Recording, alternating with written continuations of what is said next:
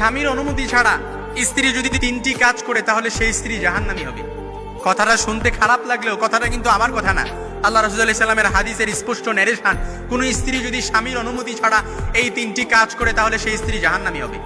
এই জন্য আমার মা বোনেরা ভুলেও যদি স্বামীর অনুমতি ছাড়া এই 3টি কাজ করে তাহলে সে জাহান্নামের দিকে নিজেকে অগ্রসর করতে যায়।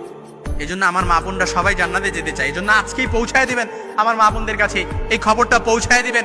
পারলে এই খবরগুলো সব মা বোনদের কাছে আপনারা পৌঁছায় দিবেন, কারণ আমরা কেউ চাই না আমাদের মা বোন, আমাদের স্ত্রীগুলো জাহান্নামে যাক, জাহান্নামের লাকড়ি হোক, আমরা এটা কেউ চাই না। এই জন্য 1 নাম্বার, স্বামীর অনুমতি ছাড়া স্ত্রী কখনো ঘর থেকে বের হতে পারবে না।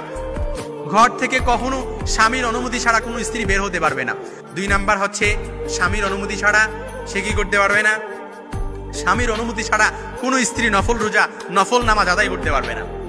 কারণ স্ত্রীর সাথে সময় কাটালে, একজন স্বামী যদি স্ত্রীর সাথে সময় কাটায়, কিংবা একজন স্ত্রী যদি একজন স্বামীর সাথে সময় কাটায়, তাহলে আল্লাহ তাআলা ওই সময়টার মধ্যেও সাদাকার সওয়াব দিয়ে পরিপূর্ণ করে দেয়।